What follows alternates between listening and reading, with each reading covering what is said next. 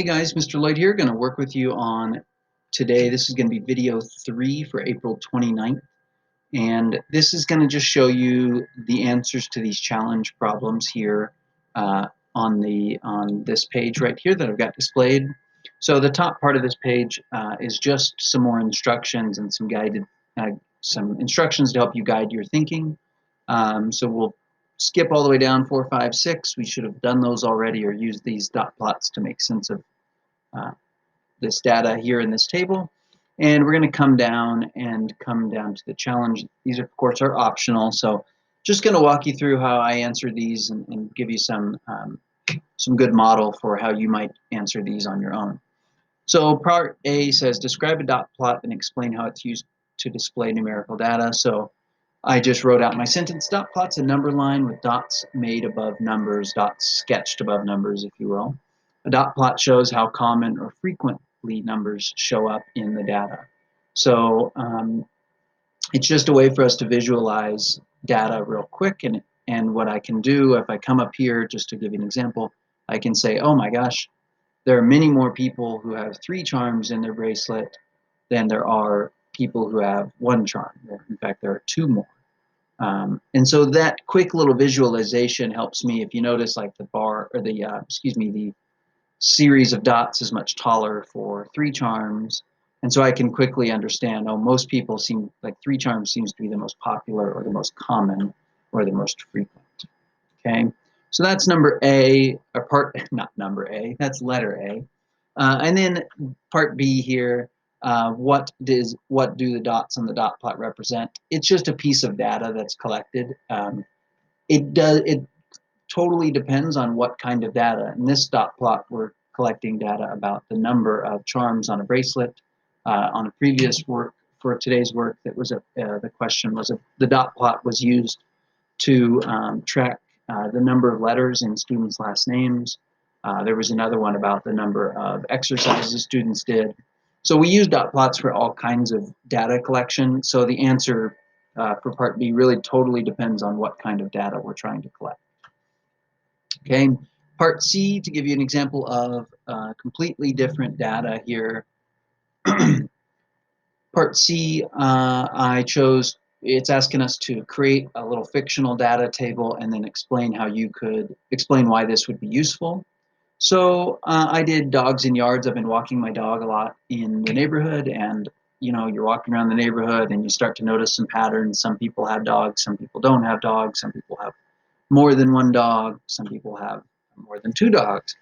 And so I'm pretending like I'm walking around my neighborhood with a clipboard and I'm tracking the number of dogs in the yards. And so as I'm walking around my neighborhood, I find that there are 3 houses with 0 dogs in the yard. That means I don't see any dogs.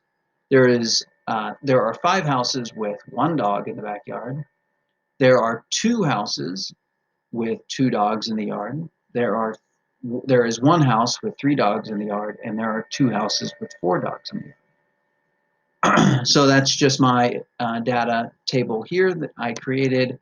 And the reason that this would be a useful activity would be that it would help you see how many yards have 1 dog, how many have 2, how many have 3, just like I explained.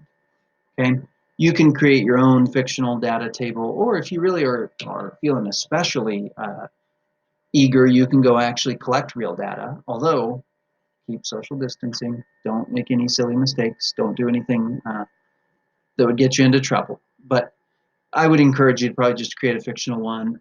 You can get kind of creative in terms of what kind of data you want to collect. And then part D, a tally chart, which is what this helps us with. A tally chart is used to record, a tally chart has some limitations, and there are many ways you can answer part D because while tally charts are very helpful, they do have some significant limitations. The one that came most frequently to my mind is that tally charts are great for small numbers. If you look at my tally chart here, none of my numbers are larger than 5. So, but you can imagine once you start to try to collect data on thousands and thousands of people, that if you're just tallying things up and your tally chart takes up the whole paper, that's not the best, probably the most helpful way to record data. you'd probably want to switch to numbers at that point, and probably actually switch to numbers anytime you're collecting data over about, I'd say around 20 or so. You probably want to switch over to another way to record it. But tally charts are really useful for small numbers. So for teachers in a classroom with 20 or 30 kids, and we're doing this kind of work, this would be appropriate. But larger than that, we'd probably want to look at some other way to record it. So a lot of different answers possible for Part D. Yours does not have to match mine identically or anything like that. Remember, these are challenge and they are optional for you, just a way to get some extra practice, continue to sharpen your skills. That is all I have for today's videos. I'm going to remind you one more time to please ask questions through Zoom chats, through text message, phone calls, email, YouTube, and Google Classroom comments are a great way to be in touch as well.